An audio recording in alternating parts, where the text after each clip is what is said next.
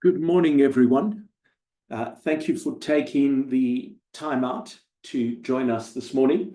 For those who don't know me, I'm Donald Mackay. I'm the CEO of XA Global Trade Advisors. We do a lot of work in the steel sector.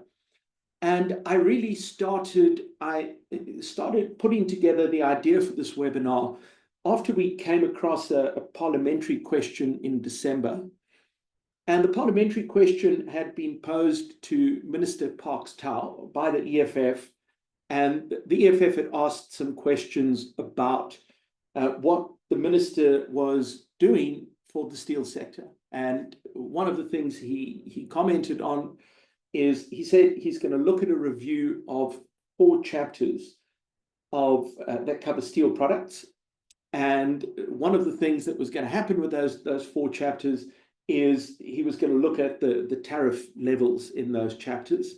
So that's kind of the start of all of this. But then right at the beginning of this year, after we put everything together, we saw the very unfortunate announcement by ArcelorMittal that they were closing down their long steel business. And so before we dive into the conversation on the review, we have to take a few minutes to just talk about what is happening with ArcelorMittal. I'm going to structure this really as a discussion. I'm not giving a lecture or anything. I'll do some talking. We'll take questions. We'll talk about whatever we need to cover in here, answer as many questions as we can. If any of you want to have individual meetings with us, my contact details are both in the little report that you will receive at the end of this and also at the end of the slide deck. And for those who know me, just contact me. Importantly, before you pose any questions, there are a few journalists in the meeting. We decided not to do this as 2 separate sessions. So just be aware, there are journalists here. If you prefer to have a conversation that you fear would, or you'd prefer not to end up in a newspaper article, then we need to schedule a separate conversation for that. So diving into all of this, we're going to kick off with ArcelorMittal. And so it's been fascinating to me to kind of read just the incredible amount of media coverage that's come out. Some of the comments on what is happening, some of the more deranged comments that have come out around what is going on here. And as someone who's been relatively close and been tracking this quite well, let's just start off with why is it that ArcelorMittal is closing down their long steel business? This has been dealt with as somewhat of a shock by the market. Where did this come from? Why has government not done more? But we need to then go back at least a year to the 28th of November 2023, when ArcelorMittal publishes a JSE SENS announcement, and they say, look, we're looking at closing down our Newcastle long steel operation, particularly. This business is consuming huge amounts of money. It's not making a profit, and we can't continue at this rate. It's sucking capital away from the rest of the business, which we are now unable to invest in. After that announcement, quite understandably, there's lots of meetings between important people in government and important people in ArcelorMittal. And really, over the course of the last year, there's some kind of attempt. We can debate how much effort is put into that attempt, but there's an attempt to try to say, what can we do to stop the worst imaginable happening? Now, a couple of problems are identified by ArcelorMittal in that initial SENS announcement. They say, look, we have a Transnet problem. We can't get our iron ore from the Northern Cape to Newcastle, for example. The cost that we are paying towards Transnet is too high. There are problems with energy. That's certainly less of a problem now than it was then. We have problems with energy, and of course the first 2 are problems that everyone struggles with Transnet, and everyone had been struggling with Eskom. But the third problem they identify is that they're struggling to compete with the mini mills who produce steel out of scrap metal rather than out of iron ore. And the reason this poses a problem is that the mini mills benefit from a very interesting subsidy. And the subsidy works as follows. It's called the price preference system. And the way it works is a generator of scrap metal, Nampak, Toyota, whoever it might be, wants to export their scrap and obtain the global price. They can't do that. They first have to go to ITAC, say to them, I have this particular grade of scrap available, and they have to offer it at a discount to the domestic consumers, these mini mills and foundries. And on steel, they have to offer it at a 30% discount.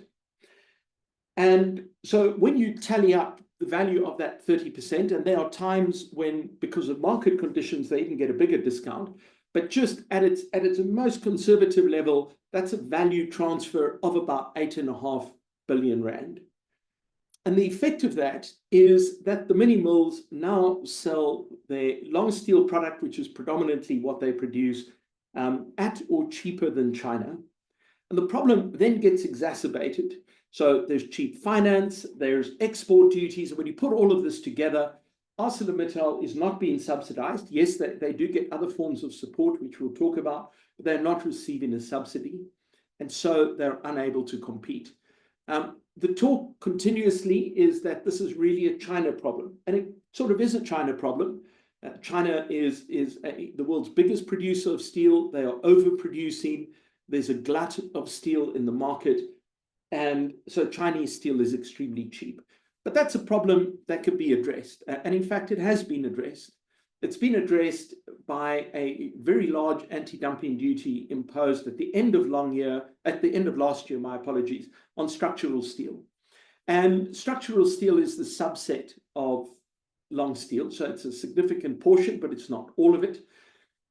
And they get this very large duty imposed. And after the duty imposed, they still make the announcement. They still say, look, we still have to close up shop because we still can't compete. And so this tells me that even though there's no question that China is a part of the problem they are dealing with, it is not the sum total of that problem.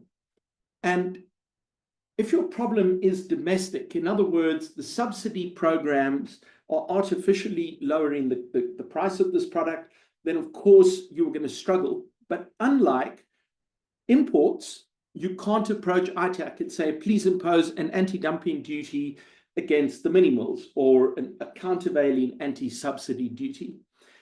And so what you're really sitting with here is two conflicting policies. On the one hand, we have government saying we have to have a primary steel sector if we're going to industrialize. This is absolutely essential. On the other hand, you have a monopoly, which has in the past, on occasion, behaved poorly. Government has provided enormous amounts of support to the mini mills. The mini mills are now out-competing ArcelorMittal, at least in part, because of this artificial support. And so something absolutely has to give. So let's have a look at what the support looks like. Let's have a look at where the employment is, and let's have a look at what else gets put into the mini mills that I believe is at the heart of this problem. So let's first start with where the employment is. So the employment in steel is almost all downstream. This is in the fabricators. It's in lasher tools, making wheelbarrows and garden spades. It's in the guy who's making palisade fencing and burglar bars, whatever it might be. That is where the employment is sitting. Around 10% of the employment is in primary steel. And primary steel is broken up into three portions. It's the imports, it's the mini mills, and it's ArcelorMittal. The numbers I have up here are all based on the position before the announcement was made to close the long steel business. And you'll see why I've chosen to work with those numbers instead. So ArcelorMittal, give or take, supplies around 50% of the steel consumed in South Africa. About 20%, give or take, comes out of the mini mills, and about 30% is imported. Now, the mini mills, the orange block over here, on top of the subsidies, the IDC is providing friendly finance to them as well. And to just again put that into perspective, the IDC's exposure to the mini mills is somewhere around 14 billion rand. Before the announcement by ArcelorMittal, their market cap was around 1.5 billion. So call it 10 times the exposure of the IDC to the mini mills as the total value of ArcelorMittal. And for any of you who've been to either ArcelorMittal or to a mini mill, you will very quickly realize that those numbers don't make any kind of sense. In fact, one of the mini mills currently in business rescue has a market capitalization of 1.1, not a market cap, my apologies, an IDC exposure of 1.1 billion, which is currently the market cap of ArcelorMittal. And so what's happened is you've had a huge amount of money flow into the sector. You've had cheap raw material. There's been overinvestment, which has further collapsed the price of the product locally. So there is simply too much product for the degree of consumption that is happening locally. Now, of course, a lot of that product leaves South Africa and it gets exported. And in fact, in just technical terms, almost all of that is dumped into foreign markets. So there's a risk on that at some point, these companies face anti-dumping duties in areas like the US, even countervailing duties, because you've got this subsidy program. The problem is so severe that if we have a look at the whole book of the IDC that is currently in business rescue, which is worth 3 billion rand, 2 billion of that is just in mini mills. Almost double the value of ArcelorMittal's current market cap is in business rescue at the IDC. And so we've got a problem here. Government has got to make some decisions, but the problem is those decisions have become extremely difficult to make. So you could say, for example, I wish to close down my the support for the mini mills. If you were to do that, the IDC will take a massive bath on their exposure to the mini mills. The mini mills, the way the program is structured, would require support almost in perpetuity. So the minute you scale back support, you will begin losing more and more mini mill investments. This has been put forward by government as one of their flagship programs. And so no matter how you cut this, there are extremely serious risks. And I've put together a list of options of what I think government has the potential to do. So the first is they could remove the export duties on scrap metal. I think this is quite feasible, actually. In addition to PPS, the forced local discount, if you can't get someone to buy your scrap steel locally, you can export it, but then you'll pay an export duty. There's a couple of 100 million rand a year collected in export duties. In other words, a couple of 100 million rand a year that scrap metal prices are being suppressed in order to cover the cost of the duties. So you could certainly remove the export duties on scrap metal. And my guess is that that will happen. I think when we look at the budget announcement, the Minister of Finance could walk that back. You could remove just the most unpleasant, spiky aspects of the price preference system. It's not simply a 30%. If you're a seller of scrap, you currently by law have to cover the cost of transport. That's fine if you're 5 kilometers up the road from the mini mill, all of which are almost all in Gauteng. But if you're in Cape Town, if you're in Kimberley, that's just another additional discount. And there are a few more variations on that. So you could take the really sharp edges off of PPS. And if you guys want the detail on that, at the end of this, I'll ask Nadia when she circulates the pack, that she also include a copy of our recent scrap metal report. We'll be diving into that in a lot of detail. We could see more duties being imposed on imports. And I think We absolutely are going to see that. Part of the discussion a little bit later when we get into the tariff review is I suspect we're going to see all kinds of duties popping up in the course of this year on steel. Now, the problem is on long steel, that doesn't solve the problem, because even though there are imports, like I said, it's a domestic problem. What you could do is provide large enough duties on the other products, really big anti-dumping duties, and you can hope that there's some kind of value transfer made within ArcelorMittal to kind of keep the books balanced. So that would be another option. They could impose export duties and create some kind of PPS system on iron ore. So this was attempted around 2008. It didn't go anywhere, but ArcelorMittal had lobbied at that point to get export duties imposed on iron ore. The effect of that would be that we're going to create just another subsidy program. So we're going to get a Kumba iron ore to effectively transfer value to ArcelorMittal, either by way of PPS or by way of forcing down their price by putting this export duty in place and thus lowering it. So it's a form of a subsidy coming from the mining sector to the production sector. My guess is this is going to find quite a substantial amount of appeal in government. I think this will be wrapped up in an interesting story, and the story will go something like this. This is all about beneficiation. This is a proof of concept on beneficiation. Let's do this here, and then following this, we'll do it on chrome ore and all sorts of others. So I think there's a powerful story that can be told. I'm not sure I agree with it, but I think that's a reasonable risk. I think we are absolutely going to see greater requirements on government-funded projects. Legally, this is a somewhat grey area at the moment because there was a court case that overturned the preferential procurement legislation as we had it. We now have a new act.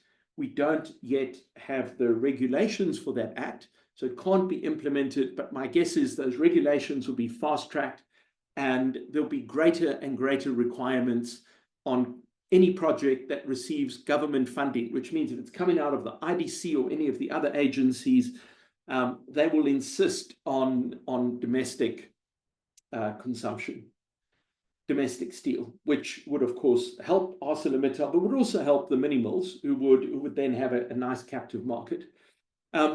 They could accelerate government projects with a high steel content, more and more infrastructure. I'm a little more skeptical of that. But nevertheless, that's certainly a possibility being spoken of.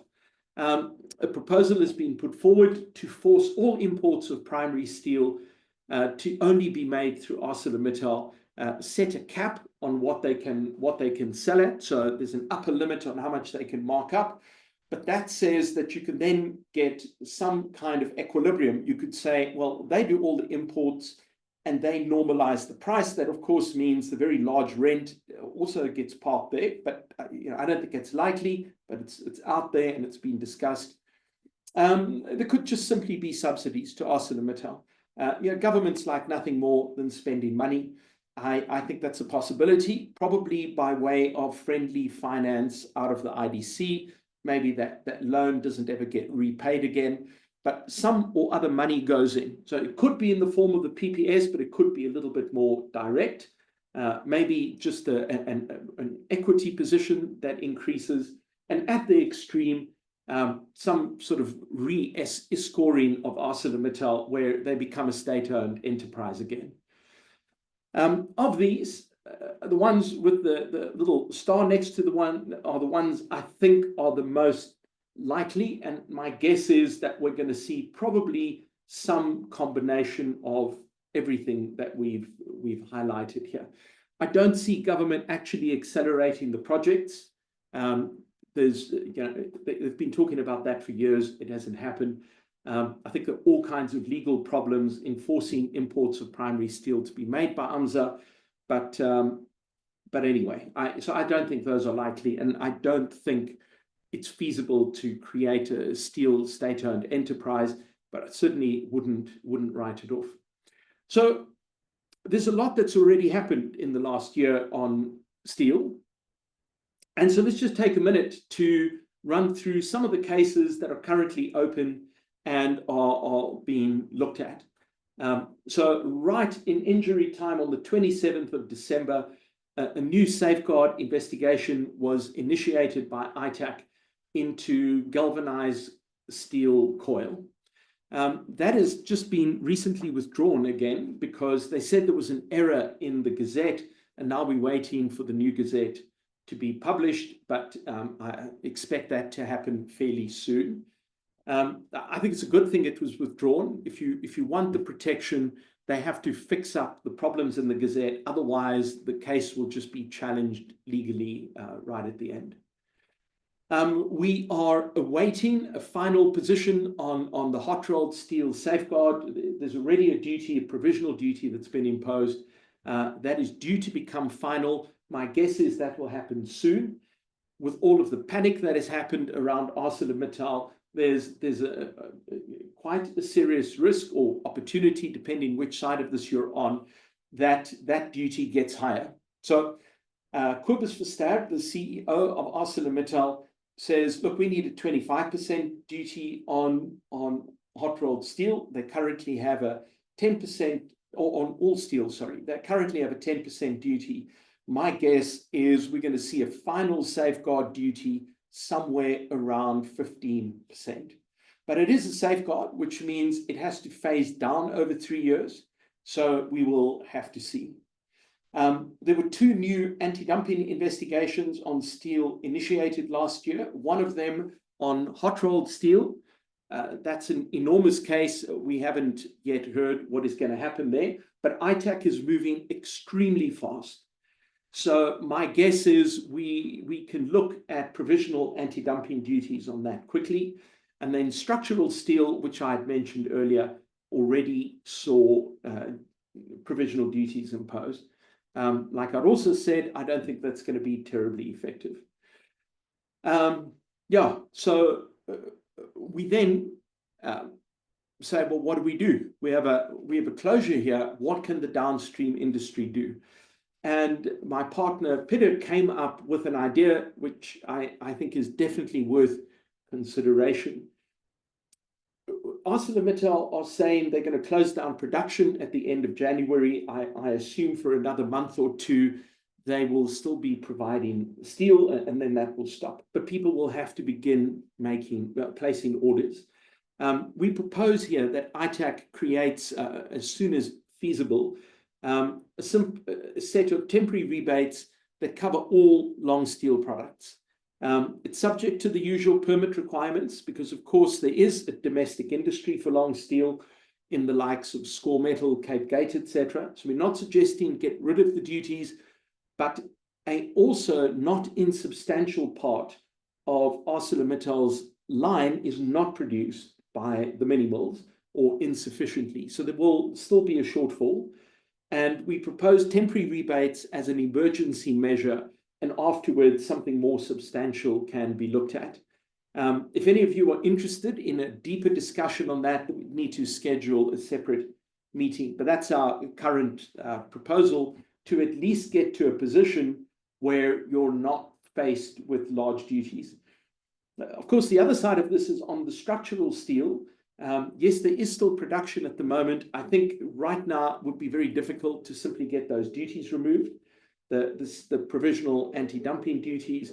But the minute that production stops and the last product is kind of cleared out, my view is that those duties need to be lifted. We'll be filing such a request anyways. Again, if you want to talk to us about that, give us a call. I'm going to dive right into the duty review, and then we'll get into some questions and see where the conversation takes us. So let's kind of begin here. The response from Minister Tao to the question posed by the EFF was that he's going to conduct a review of the tariff structure for steel products under these 4 chapters, 72, 73, 82, and 83. We'll get into that in a minute. And he wants an initial set of recommendations by the end of June of this year. That seems like an enormous ask. And we'll see why in a second. I don't see how the minister is going to do that, or how ITAC is going to do that, but be that as it may. Then at the beginning of January, ITAC put out a media release that said they've been instructed by the minister to do that. They said they're already busy with this review. And the review, in fact, they're looking at goes beyond just duties, but they want to look at better import surveillance, which I think is a good idea. I don't know what they mean by regulation of upstream, midstream, and downstream steel products. I assume that means duties, but we don't know. They've been a little more vague on when their response will be out. Now, this comes out of an ITAC presentation that was done last year. And you can see here that they say somewhere between Jan and Feb of this year, they will publish the review in the Government Gazette. If this review has any prospect of even being partially completed by the end of June, they are going to have to publish very soon. So typically an investigation should run for 6 months. A typical investigation is 1 or 2 tariff codes. On average, a tariff investigation currently takes 27 months, which is a very big difference between 27 months and 5.5 months, which is kind of where we are now if the case kicked off. There are over 600 tariff codes covered by the review. And because it's a review, we're not just looking at duty increases. It could also be duty reductions, rebates. So just a staggeringly large review. It's not clear to me how they do that, but let's look at the breakdown of what is covered where. So of the 4 chapters, let me perhaps explain. Chapter 72, which is the top row, 72, it's about 30 billion rands worth of imports in a year through there. Chapter 72 is primary steel. Now this, to be clear, is not only mild steel as produced by ArcelorMittal, it is also steel produced by the likes of Columbus. So it's also stainless steel that's in there. Chapter 73, my apologies, fabricated steel products. Think here of steel pipes, for example, wire, that kind of thing. So chapter 73, around 22 billion rand a year being imported there. I, by the way, predict that that number is going to start rising if we see high duties on chapter 72 products. What will begin happening is instead of making the pipe locally, it'll become far more attractive to import the pipe. So my guess is we are, as the duties rise in chapter 72, so the fabricated product imports are probably going to rise, creating a different set of problems for the fabricators. And so, you know, it's not clear to me how that will be handled, but, you know, I mentioned that. And again, fabricated here could also be out of stainless steel. Chapter 82 is tools. Think wheelbarrows, spades, that kind of thing. All sorts of tools. Chapter 82, also cutlery, weirdly enough, as a tool, which I suppose it is. Chapter 82, even further fabricated. Chapter 83 is miscellaneous manufactured products out of steel. Here you should think of things like padlocks and that kind of stuff, which is the smallest area. So an enormous review, probably one of the biggest ever undertaken in one shot. It's hard to see how they complete it. But now let me make another comment. Reviews typically get very poor levels of response. I would argue, no matter which side of this equation you're on, you take such a review incredibly seriously. I am worried that because of the panic, the understandable panic over ArcelorMittal, and because of the very short timeline, we could have some quite worrying decisions come out. I don't know what those would be, but because of the pressure, both time-wise and just the scale of the problem in the sector, lends itself to high-risk outcomes. And so participation in these reviews is important. You don't have to use us. I mean, of course you should. You don't have to use us. You can use it whenever you wish. You can do it yourself.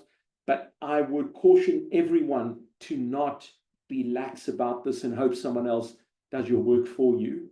That means if you're a manufacturer and you're concerned about potentially losing your protection or needing more protection, that you do what you need to do to secure what you need. If you are worried about the price of your raw materials and you want to see more duty relief, that you climb in and deal with that.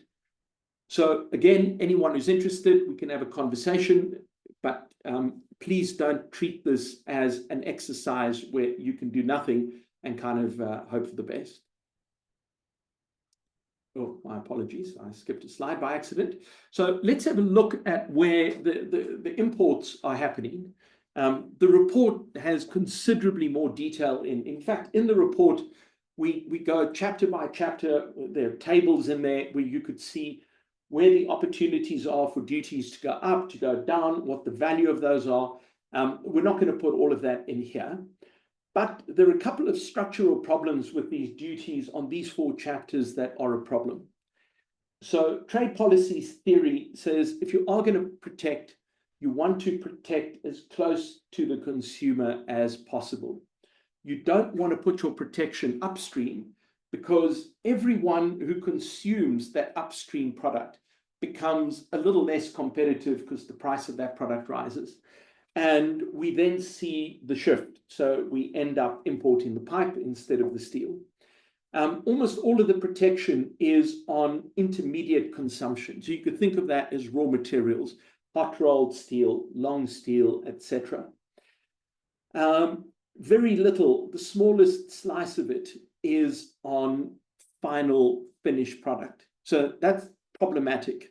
That needs to be addressed. And if the duties on intermediate steel are going to go up and they don't rise on finished products, the downstream industry will be decimated and ArcelorMittal will lose their clients anyways. So that would have to be addressed. I'm not a fan of taxing a whole value chain, but I suspect that's quite possibly what is going to be the outcome here. What's also interesting is where the duties are spent. So the dark blue block is the value of the duties itself as opposed to the value of the imports. And you will see here that the duties are paid significantly on intermediate consumption. So that tells me that even though we have a domestic industry that is capable of supplying the product, they cannot do so competitively. So people are still importing and paying the duty. Even if we take away the rebates, it's still enormous amounts that are ultimately getting paid over. So very, very large. 3.5 billion rand a year in a year is being spent on duties. And I mean, just again, to put that into perspective, we collect a total import duties in South Africa of about 83 billion. So it's a huge chunk of our total duty collection is on these primary steel products. Just a kind of a final consideration is this idea of reciprocal agreements. For any of you who know me or have read what I put into the media or follow our blog, I've been a fierce critic of reciprocal agreements for years and years now. Reciprocal agreements are a contract you need to sign with government before your duties can be increased or reduced. So if you can't get a raw material locally, you want to get your duties removed, you have to commit to employ more people, invest more, spend more on training, and so on. If you refuse to sign the agreement, then they have the right to withhold whatever the concession is you're asking for. Same with duty increases. I think this particular review might break that whole system. I'm not going to get into detail with this. There's a whole kind of page in the document that breaks down my thinking on reciprocal agreements. But what are they going to do here? I mean, are we going to be in a position where somebody asks for a duty reduction and somebody says, you need to keep those duties? And do we then end up with whoever agrees to employ the most people, for example, getting what they need? So where you've got that kind of tension, what do you do with these reciprocal agreements? The process around reciprocal agreements is very, very secretive. We are really the people that have put most of what is in the public domain out there. But how reciprocal agreements will be handled will be very, very interesting indeed. And I'm hoping it results in us seeing the end of what I see as just a bad policy instrument. I've spoken for a lot. I'm going to keep quiet now and take questions. Thank you.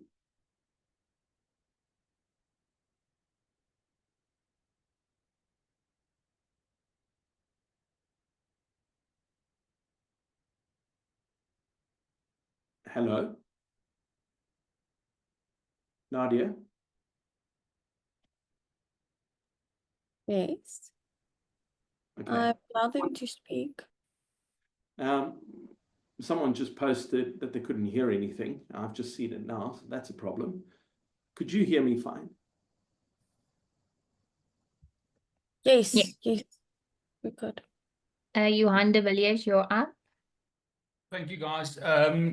Firstly, thank you for the presentation and the time taken. I think it's very well set out. The question that I have stems with meetings that I had with DTI, ITAC, and SARS as far back as 2012.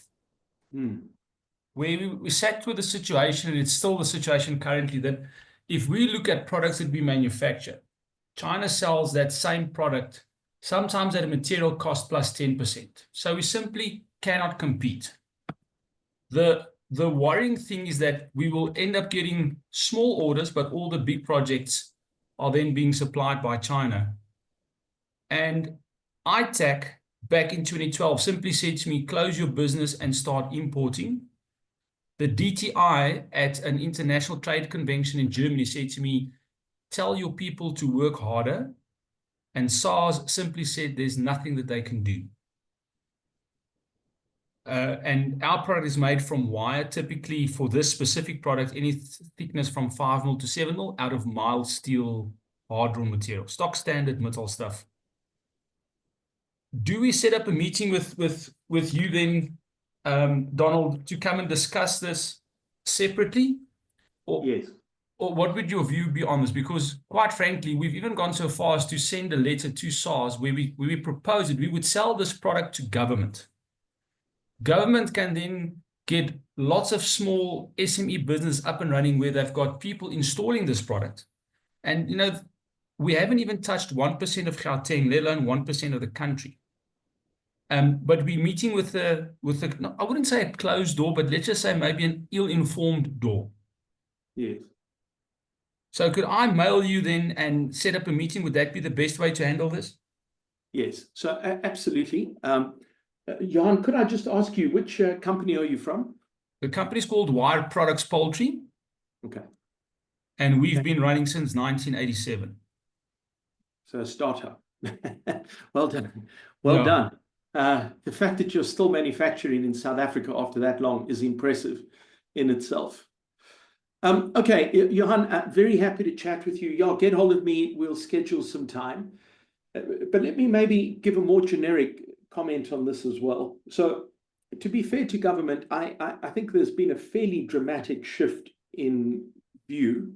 And that came particularly in the period after Ibrahim Patel took over as minister. I mean, he's left now with far, far more focus on domestic production. I think the dilemma government has here is they want to protect everyone, but you can't do that. So you want to protect ArcelorMittal, understandably. You want to protect ArcelorMittal, but if you do that, the price of steel rises. If the price of steel rises, the downstream industry struggles. Well, you could say, let's also put a duty on the downstream products. Maybe that could work. But then your downstream products become more expensive, and at some point consumption drops. In some cases, you may switch to products made of a different material. You know, if the steel pipe gets expensive enough, then maybe buying the plastic pipe twice still works out better than sort of installing the steel pipe once, or insert whatever the issue is. So I think the problem we've got here is the whole steel sector, from the scrap metal to guys like you to the primary steel mills, there's almost no ability any longer to find where the equilibrium is between supply and demand, because there is so much intervention by government that the whole market starts to become distorted, and nobody knows what should be paying for anything. My concern is that we have an attempt, I mean, this was done a couple of years ago, to also have some kind of price control. So you go to ArcelorMittal, you say to them, I tell you what, we'll give you even more protection, but we want to set rules for how you set your pricing. And that just creates a different set of problems. It makes it very difficult for them to be agile and deal with the market as it is. You've got some sort of committee making strategic business decisions. So you could quickly see what a problem that becomes. I don't know what will happen here, but the answer is we'd love to sit with you. We could probably help you with something. I will send an email to you. Thank you very much for your time. I think the most well, worrying thing out of my discussion with all the entities was when I received a letter from the then minister stating that while they understand our plight, it will simply go against the trade agreement between the two countries. Yeah. Oh my God. Yeah. Okay. Let's have that chat. Okay. Okay. We can talk about Thank you, that. guys. By the way, I'll email you. Thank you very much. But by the way, all of that is on the table at the moment. I think the utter disaster that has unfolded with ArcelorMittal, I think will open the door for conversations that we couldn't have before. So I wouldn't write anything off right now. Perfect. Thank you. And I think even my dog agrees, so that's all good. He's Okay, barking in the background. I don't know if you could hear him. Apologies for that. no problem. Thank you, guys. Ideal asks, what is the impact on downstream key industries such as auto, building, etc.? Ideal, the very simple answer is, I don't know yet. This has happened so quickly. We haven't yet had a moment to look at the value chains and how they'd be impacted. My guess is probably not good. I think there's some sectors that are impacted more than others, but I simply don't know at the moment. I think when the big tariff reviews come up, my guess is that Toyota, NAMSA, all of these companies will be making submissions, and we'll start to get a better sense of what the impact will be. Miko says, are there proposed tariffs on special alloy steel not manufactured locally? We import tool, I'm not sure what that is, to manufacture blades locally.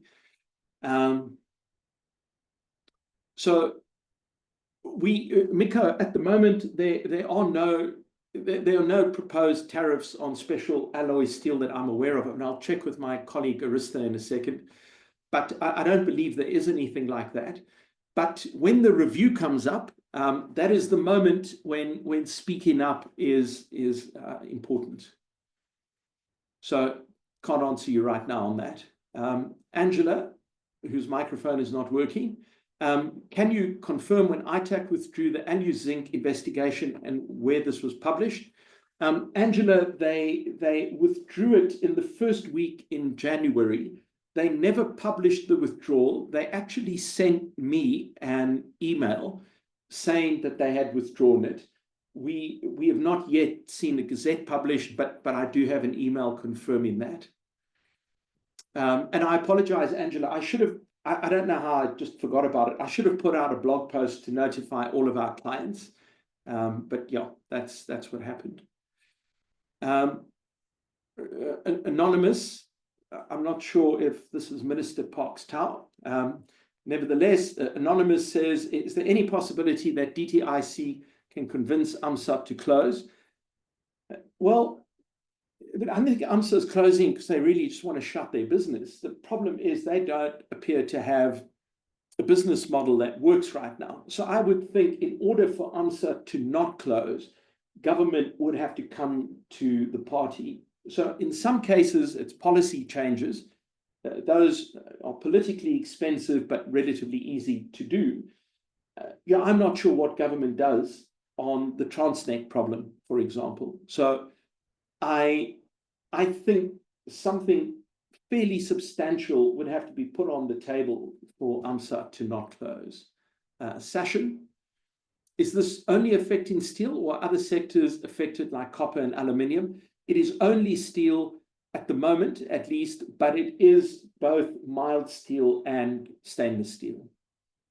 Voter, you typed my name, but didn't complete your question, so we'll come to it in a second. If you want to just type it again or raise your hand.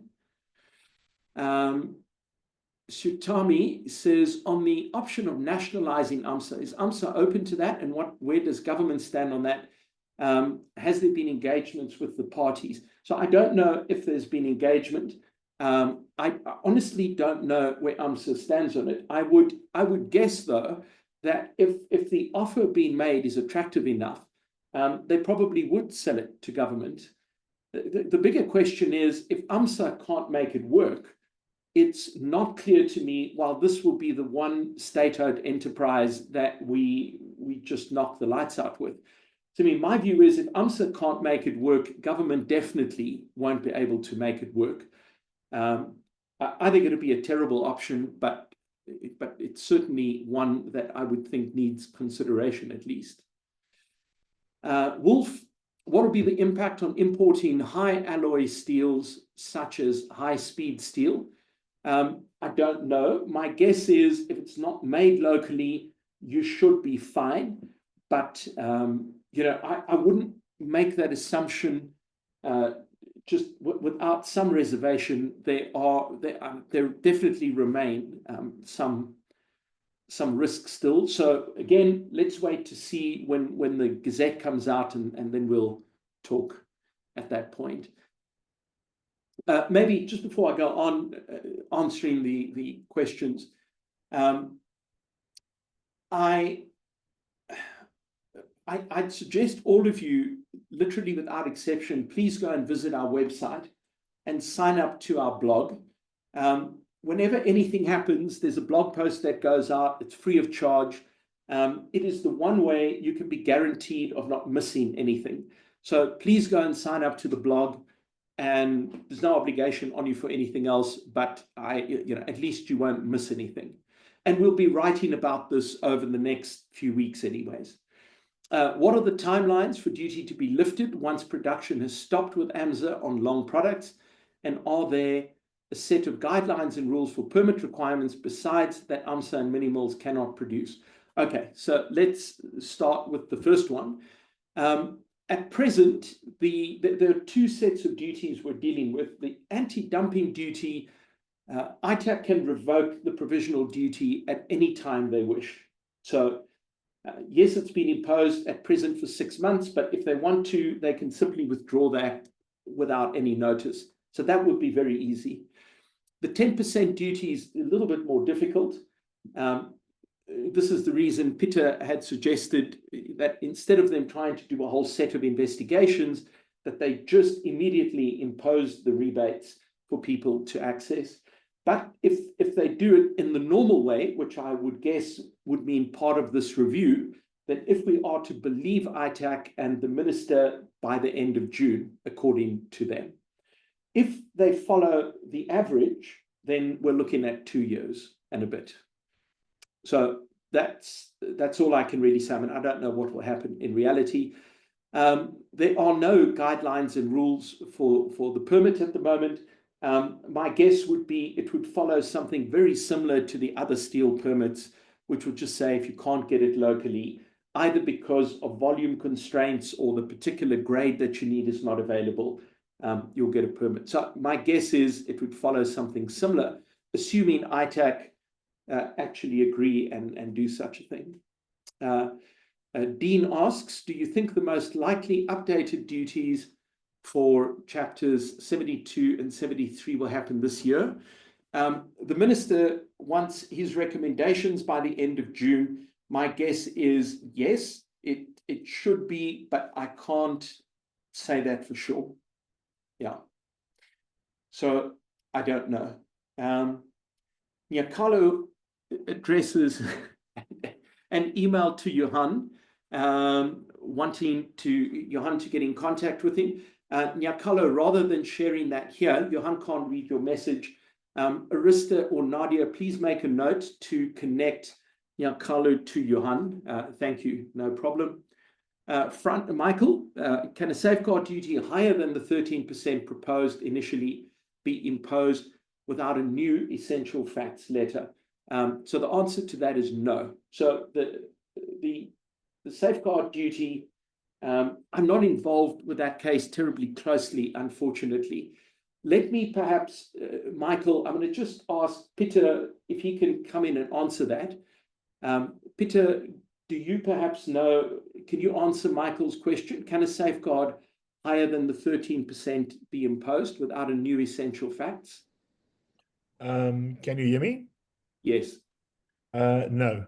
I mean, the essential facts letter, in terms of the regulations, are the position presented to the Commission, which the Commission will make a decision on. If they want to change that, they will have to publish a new essential facts letter. I don't think they can change that. I think that 13.11.9 is what we're looking at. Yeah, but they have, I mean, yeah, I'm not quite as confident as you, but let's yeah, okay. Thank you, Peter. That's all good. Charles, how do we get involved in the review of duties? Charles, you can't do anything right now. You have to wait until the Gazette comes out. We will notify everyone that has subscribed to our blog the minute the Gazette comes out. And at that point, you speak to us or you deal with ITAC directly as you wish. I would just recommend to anyone, if you've never done this before, engage an expert to help you. You know, you cannot treat this like I'm just going to write a one-pager saying increase the duties or don't increase it or whatever. The responses need to be substantial enough so that you've got reasonable prospects of success. Wendy says, what is the process of the review? You mentioned that we need to get involved. When would that be a factor? Wendy, same answer. You have to wait for the Gazette. The minute the Gazette comes out, we will have more information. We'll know what the deadlines are, etc.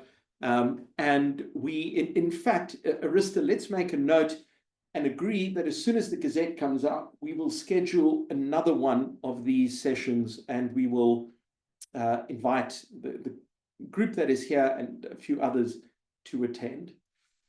Taffy, has the DTIC indicated what timelines they're looking at for this review? You'd mentioned, yeah, I'd mentioned earlier that they take forever. So realistic timeline, I have no idea how ITAC completes their investigation by the end of June. So my guess is they won't. Maybe they'll do a partial completion. Maybe they'll stagger the review. I don't know. My guess is they probably will complete it this year. If they do rush it and complete it by the end of June, that brings in line a whole different set of problems. So if this is not done properly and the submissions made are not properly considered, there's also a risk of litigation. So, you know, I would advise ITAC to do the job properly rather than quickly. I understand the urgency, but I would then prioritize the areas that affect ArcelorMittal, focus on those and perhaps do the rest a little bit later. Colin asks, similar question to Miko, where the product is imported because it cannot be manufactured at Columbus, what would be the stance on tariffs? Colin, in theory, you should not be paying that duty, but we'd have to look at the detail of your case. But in principle, you shouldn't pay a duty on something you can't buy locally. Voter says, on long products not produced by AMSA and also not by any mini mills, is there any discussions currently with ITAC on the anti-dumping for such products? The end users who have order books for manufacturing that need these products with an import, it'll take some time to arrive and would be at high risk with the anti-dumping still in place. What would you advise at this point? Voter, we need to schedule a fairly urgent conversation with you. Yeah, that's a big factor. If you're dealing with products which are not made locally, if there's not a specific request to get those rebated, you are almost certainly going to face a duty on them. I'm not aware that such discussions are happening. I could be mistaken, but if that is the case, that conversation needs to happen sooner rather than later. I don't know. Before you carry on, there is still a few questions where people has their hands up. God, yes, please. Thank you. I'd like to keep quiet for a second. Arista, just call out those people. Thank you. Okay, first can Marius Forster.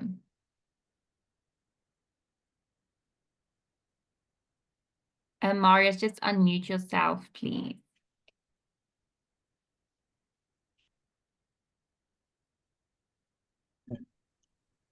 Hello, Hello. Mawonga.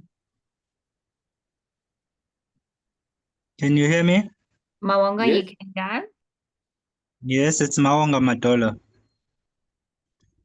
Just maybe good compliments to everyone on the platform. Just a few questions. One relates to ArcelorMittal. One wants to understand, I think you've mentioned, Donald, about the competition aspect that ArcelorMittal is confronted with in relation to mini mills that are being subsidized. But you did not indicate as to what forms of intervention does ArcelorMittal benefits from government. Maybe just indicate those and quantify their value. So if you could be able to indicate that. And secondly, I missed, I think it's chapter 72, the top one that has about on the review of duties. I think it's sitting at about 30 billion, but I miss the beneficiary, which material or industries are falling into that category. I heard you mentioned ArcelorMittal on the second one, but I missed chapter 72. Just indicate which industry to fall into that category. The last question relates to you indicated your concern and your attitude towards reciprocal agreement. And then one would want to understand, I mean, what seems to be the problem? Because how I understand the reciprocal means that if you've got this assistance in the intervention by government represent the people, and in essence, if there's some intervention coming from the people to keep the business alive, there should be an element of you having to commit to something. So maybe just to indicate what is the reason that you seem to think that these reciprocal agreements are not ideal. That's the last part. Thank you very much. Thank you. Noel, where are you from? I'm from NUM, National Union of Mine Workers. Excellent. Welcome. Thank you. Those are very good questions. So let me start off with the ArcelorMittal benefits. I sadly, I haven't quantified this. I can't answer your quantification question, but ArcelorMittal primarily benefits on two fronts, as far as I can tell. The one is import duties. So there's import duties across just about everything they manufacture. If we leave out the anti-dumping and safeguard duties, then that averages 10%. So we could think of it like an ability for ArcelorMittal to raise their price a little bit. So that would be the one. My guess is that benefit is diminishing in value because China is now so cheap that even with the 10% duty, it's probably not making a difference. So I think that that benefit is probably disappearing quite quickly. The other has been, you might recall, a few years ago, ArcelorMittal received a very large fine from the Competition Commission. Most of that fine has been allowed to be deferred. So that should already have been settled. But the bulk of that fine, they've been allowed to settle it, I think, by 2030. So effectively, they're not paying the fine to the Competition Commission. I mean, I understand that's hardly a subsidy, but it is obviously beneficial to their cash flows. And my guess is that money will never be paid.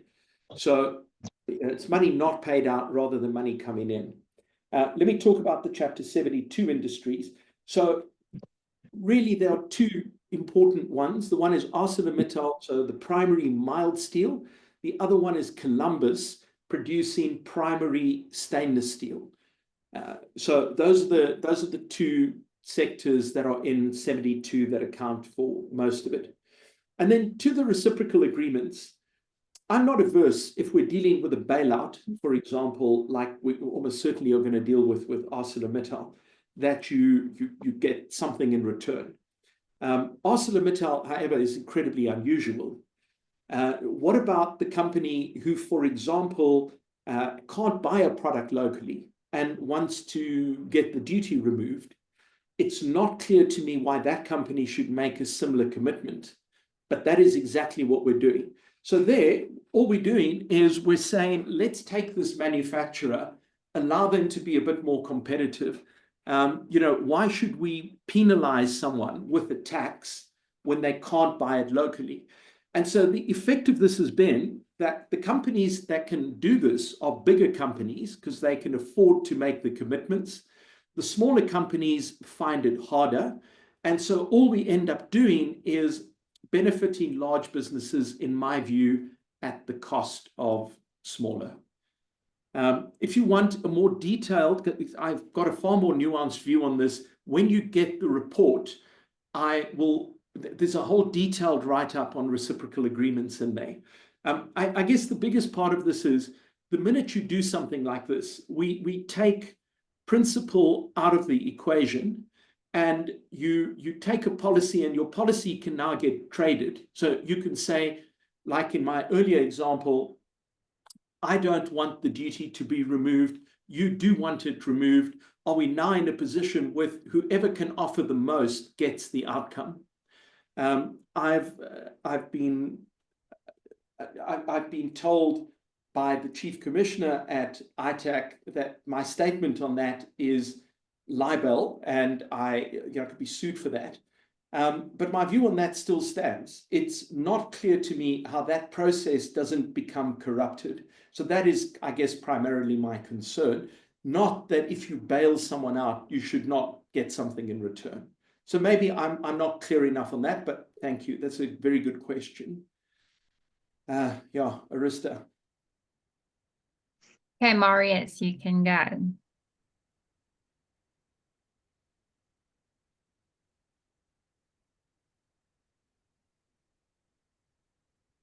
If Marius doesn't answer, then Brian.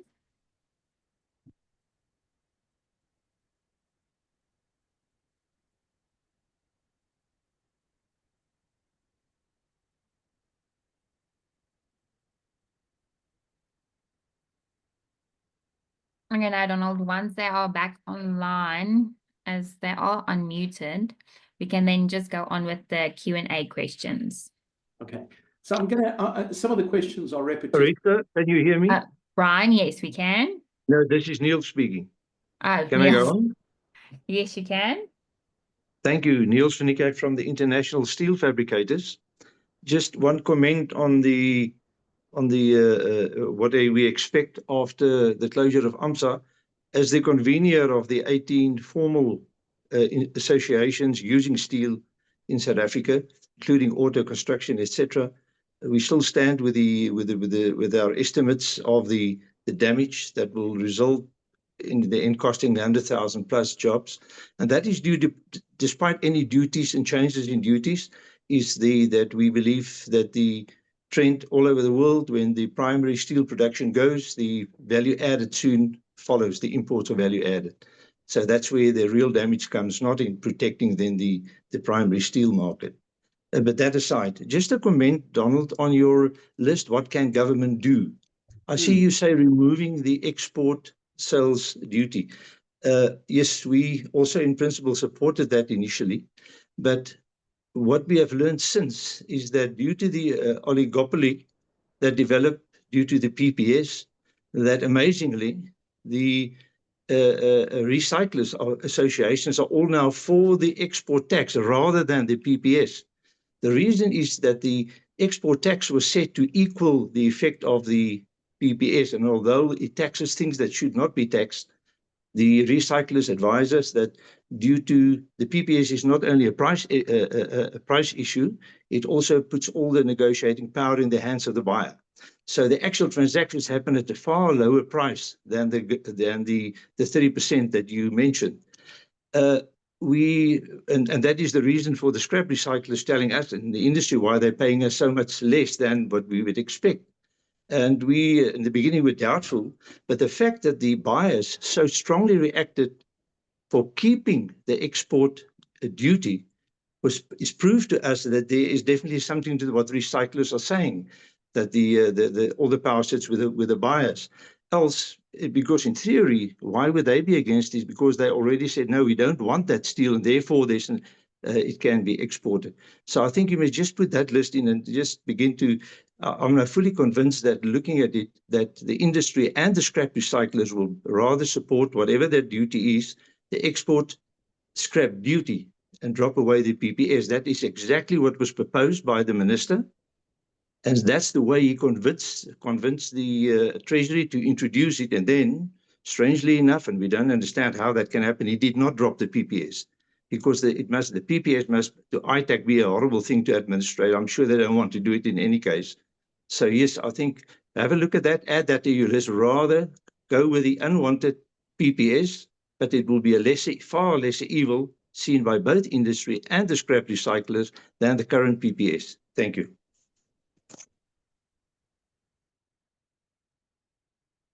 Anyone else? Arista? Thank you, Niels. Thank you, Niels. Marius, are you back online? If so, please unmute and then ask your question.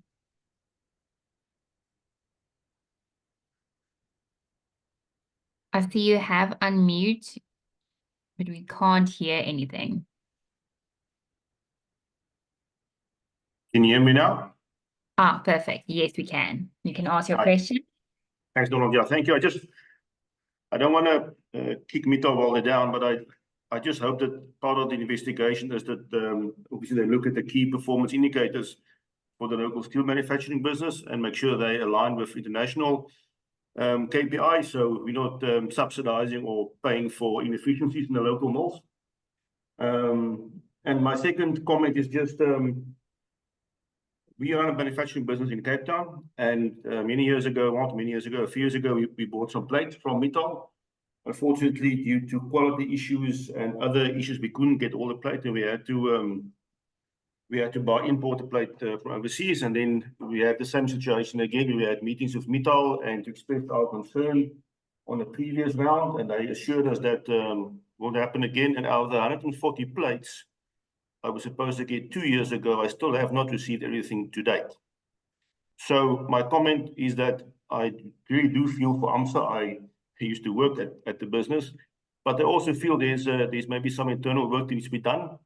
Communicating with the clients, make sure to deliver what they can. I mean, this business can't absorb not getting all the plate that I've ordered. I mean, I can't tell my client will give you 3/4 of the order and the others will follow until Mittal decides to give it to me.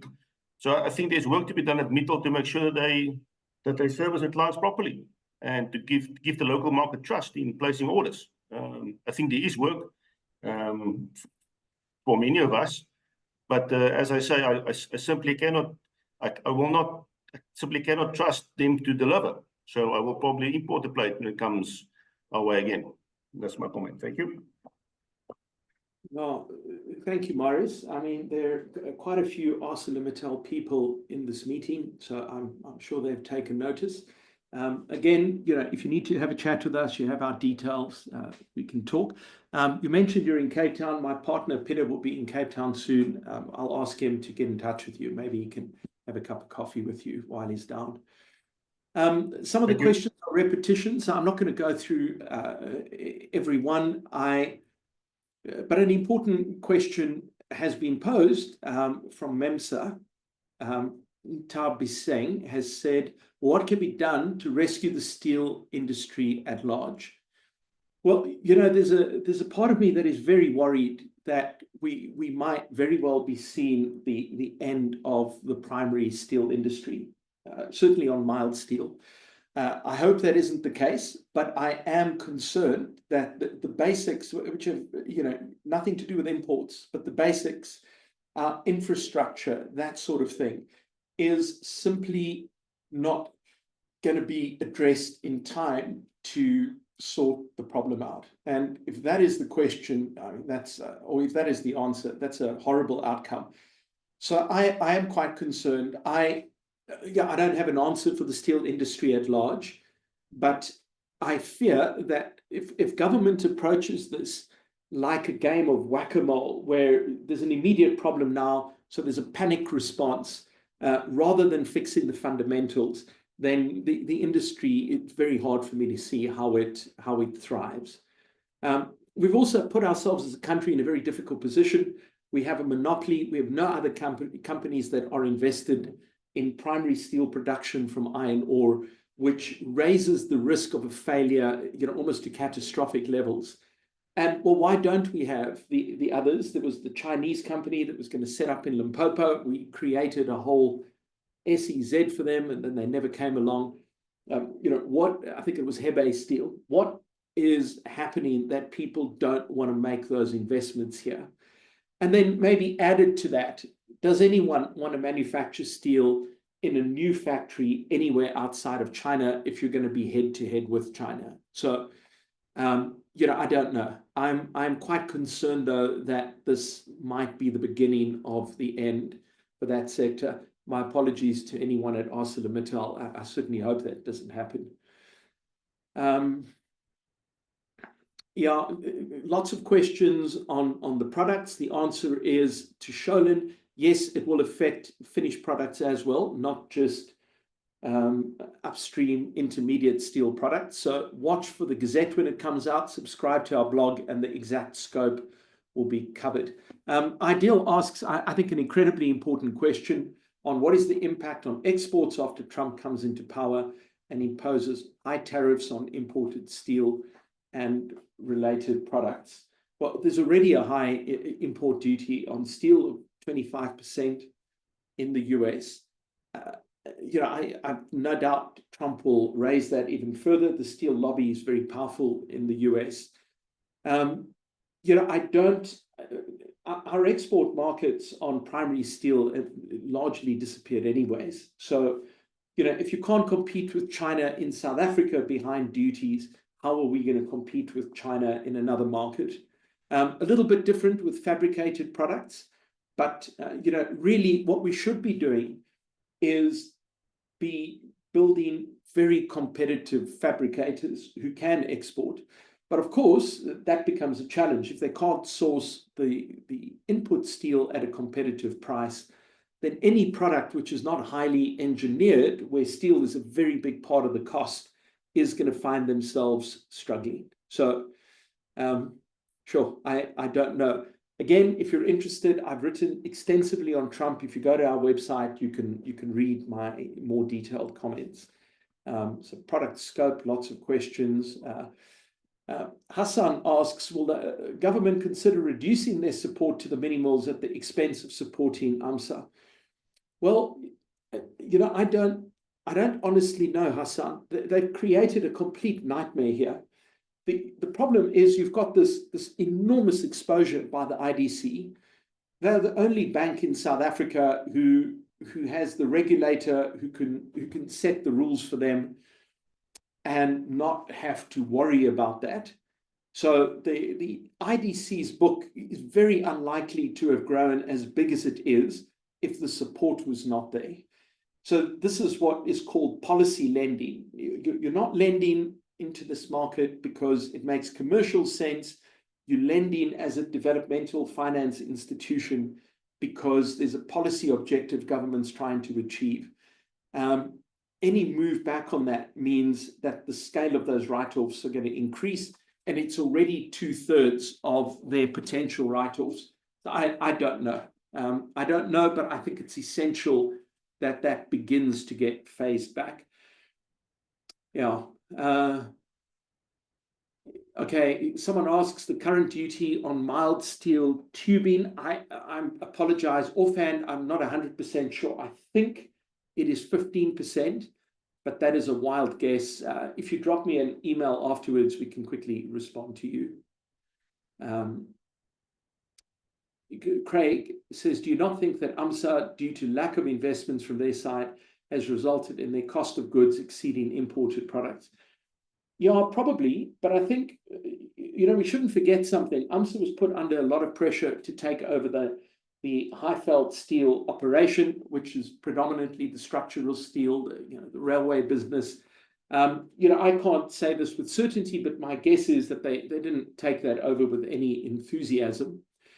And so the problem you're sitting with here is you're trying to produce products which you're not competitive in. You're sort of being forced to keep producing them, which means you're diverting capital away from more productive uses in the business. Yeah, I know AMSA was placed under a lot of pressure, for example, with supplying Eskom to supply at very friendly prices. So you've had pressure on this private sector company to sell below what they need to, and that has resulted also in increased losses. So there's a huge amount of government interference here. And I think a lot of that interference has made the normal allocation of capital much harder for them to do. And a very important question from another anonymous: does AMSA long steel plant closure impact the outcomes of the current anti-dumping investigations on finished steel products? I'm not sure which finished steel products you are referring to, so maybe you can just pop your question in to clarify what they are.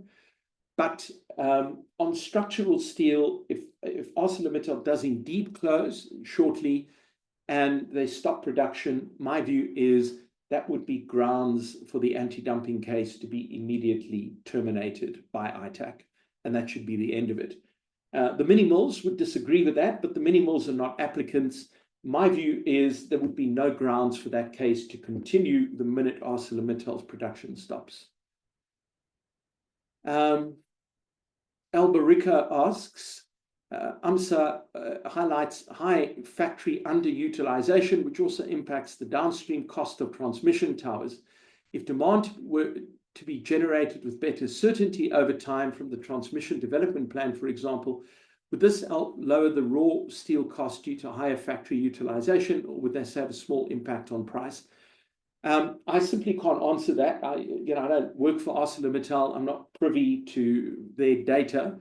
So my generic comment is, yes, probably if there is greater certainty, that would be good. But this is, by the way, a problem across all kinds of government projects where you can't get proper commitments. We see the same problem in the rail sector, for example. You can't get decent long-term commitments, which government then sticks to. And so nobody wants to produce if you've got a client who doesn't want to commit properly. And so my guess is, yes, it would help, but I don't know how much of their production goes into transmission towers. So beyond that, I can't say. Lawrence says, these tariffs and duties often seem misguided or one-sided and tend to benefit AMSA without thought of the after effects downstream. What are your thoughts on chances with regards to a more cooperative body, Steel Council, being founded to have a better representation across the steel industry? Lawrence, I don't know how many steel associations there are. Every day I find out there's another one. I'm not averse to that idea. We shouldn't, however, forget that you've got competitors, customers and suppliers. One has to be very careful about what you do in those meetings so you don't attract the attention of the Competition Commission. This was also what government attempted with the Steel Master Plan, which I think we can now see was a failure. But the intention there was to bring people into the room, try to work out strategies across the value chains. I'm not a fan, particularly of that master plan, where deliberately certain portions of those value chains were kept out of consultations. So I'm not averse to the idea. I just don't know what it's going to accomplish that is different to the other attempts to do something similar. Another anonymous, I'm assuming this is not the same anonymous, who says the textile industry fell victim to the same, regardless of how much intervention. How sure are you that the proposed duty increase on steel can protect the local industry? As China are controlling half of the steel in the world, meaning they control the prices to match our total landed costs on products imported regardless of duties increase. The same issue affected America. So what are the innovative ways that we can tackle this in the traditional way? Anonymous, that's a very good point, to which I don't have an answer. I think, again, the textile industry is also a victim of some very bad government policy. So yes, it's been a problem with imports, but there's also been some horrible internal policies that have made it far more vulnerable. Arista, let's make a note here. Let's maybe just send out a quick little survey after this. Perhaps we should see if there's appetite for us to arrange an in-person session to discuss some of these things. I mean, if there is, we can put something together and we can have a proper debate with people in the room. Yes, noted. Peter, any indication of the number of jobs supported by AMSA compared with the mini mills? In essence, I'm interested to understand the number of jobs created by the IDC for their 14 million rand investment. I don't have that number offhand. I can come back to you with that, but the answer is a very small amount. The mini mills are incredibly capital intensive. So I have the data, I just don't have it off the top of my head. Peter, if you drop me a note, I will let you know. Arista, perhaps just quickly have a look on our website. I wrote a recent article on this a little while ago. Maybe have a look, the number might be in there, but for some reason I'm blanking on it, Peter. Okay. Henk says employment in the metal industries and steel value adding industry has declined drastically since '94. We need to remove all duties on primary steel imports, increase duties on manufactured goods, plus we must suspend collective labor agreements and all BEE interferences. Henk, good luck. I see no prospect at all of government doing that. But let's just quickly break it down. I think you've got a catastrophe with ArcelorMittal at the moment. I don't see, even if you take the economics out of it, I don't see politically government letting that fall over. I agree with your answer on increasing the duties on finished goods. So again, the theory on this, which I spent a lot of time looking at, is extremely clear. Put your duties on finished products, not on raw materials. South Africa has that in our trade policy, but we've got this huge exception for steel.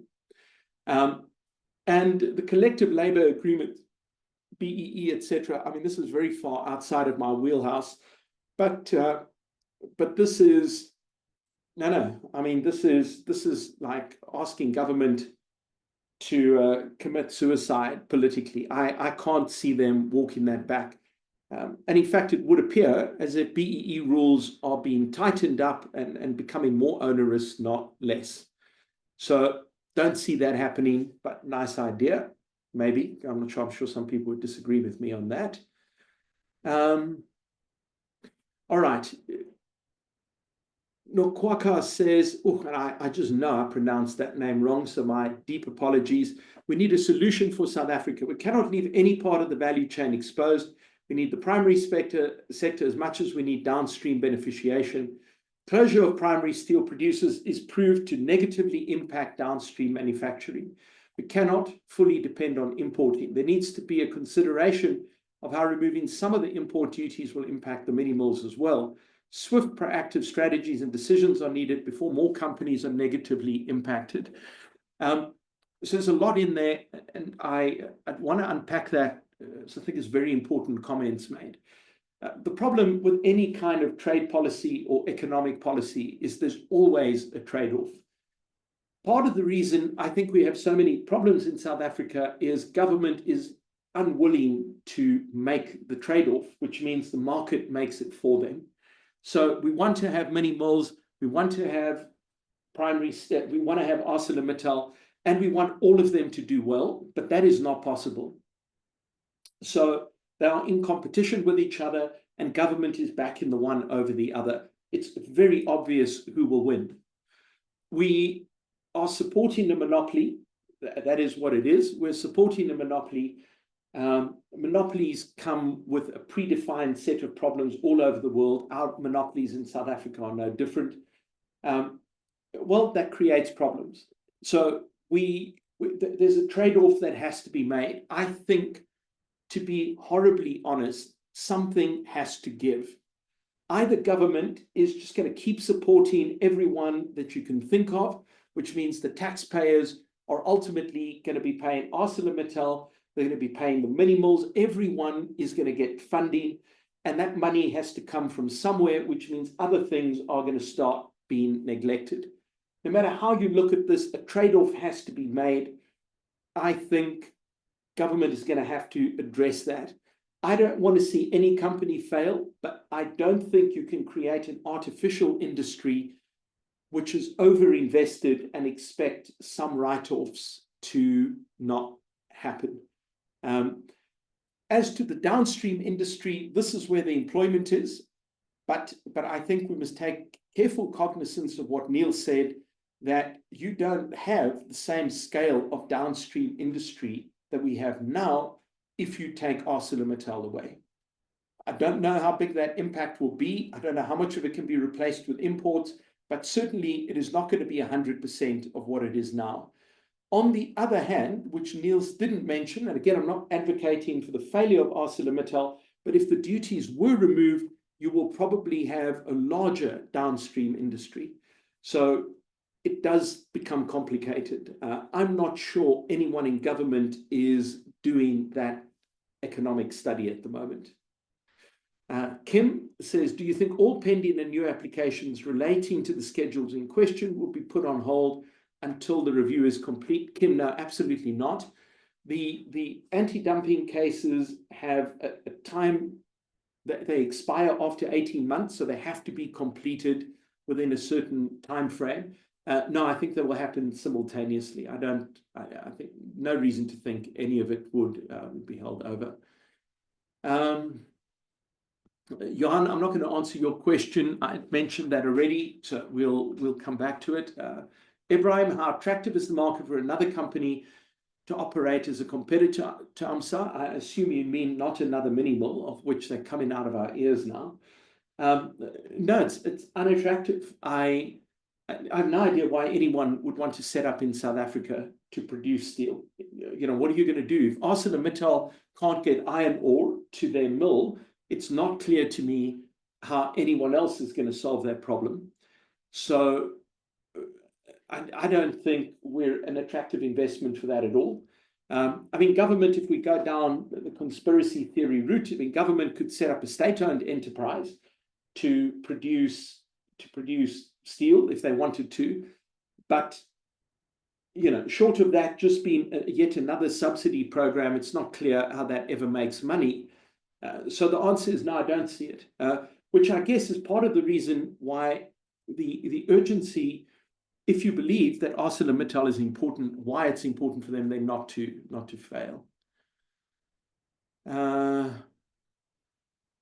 Okay, Anonymous, will government be investing more into monitoring and compliance? By the way, this is an area we do a lot of work in, and we've been working with government across all sectors to try to improve this. There's capacity constraints at SARS to do it. We've been trying to build automated systems to detect things like fraud. It is an enormous problem, and it's a growing problem. So, you know, every year this problem gets bigger. Every time you raise duties, levels of compliance drop as more people try to figure out a way to not pay the duties. So my view is this is a critical area for government to focus on. It's not obvious to me that this is an easy problem for them to fix, though. But yes. And Donald, sorry for interrupting you. We've already have a half an hour over. You want to take the last few questions and then we can wrap up, and then for those that the questions hasn't answered yet, we can just answer them in an email, or they can just email us with the questions they have. So I'll tell you what I'm going to do, Arista. I am actually going to continue answering. Okay. Wrap it up, because I'd rather do that than sit and type up the answers. So for those who want to leave, that's fine. We will post a copy of the recording to you within the next day if you want to catch up. So that's absolutely fine. Anonymous says, I think there's an assault on BEE by some players, which is stalling consensus among all the role players. Industry should do more to demonstrate its commitment to BEE at an ownership level. The business models go with country priorities. I think it's a valid point, but I think at some point South Africa needs to have a conversation about BEE where it's not driven top to bottom. Whatever we do, BEE has not delivered what the promise was. And I think it needs to be rethought from the ground up rather than attempting to just impose more and more rules, which don't appear to get us anywhere. I'm going to please repeat the question on the below question from Anon. Juan, I apologize. There have been so many questions from Anonymous. I'm not sure which ones you want me to repeat. So my apologies. That's going to be a bit of a problem. Can't the South African steel industry create sub-companies as supermarkets that can cater for cheap items such as Zulu pots or potjies to cater for the locals, masses, thus taking the trade from the Pakistanis and China's cheap items? This alone is a sub-solution to a bigger problem. That's interesting. I can't answer that. The guys that are in the sector would have to look at that. The duties, for any of you who want to know what the duties are on different products, please just drop me an email. I'm not gonna launch into that now. Kamal, India launched a safeguard investigation. Yes, we're aware of that, but we basically don't export any of that product to India. So certainly we're not impacted by that. But trade remedy actions in steel are just absolutely everywhere all over the world. Kim asks an important question. What does government do with the duties they collect from the schedules in question? Do they ring fence the monies collected to build in the sectors impacted? No, Kim, it goes into the National Revenue Fund with your income tax, VAT, and all other taxes.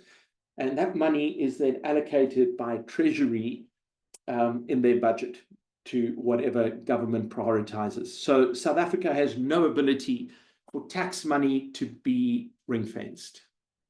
Yep. Arista, anyone with hands up, or are we done?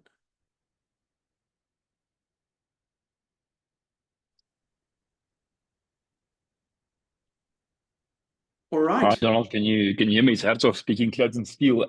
Just a quick question or a comment and a question, really. I think it's fairly well known that in at least in our industry on the import side, there's a lot of under declaration at the port. When it comes to duties and things like that, for people trying to circumvent those, and the higher the duty, it logically follows that the higher the incentive to circumvent those duties.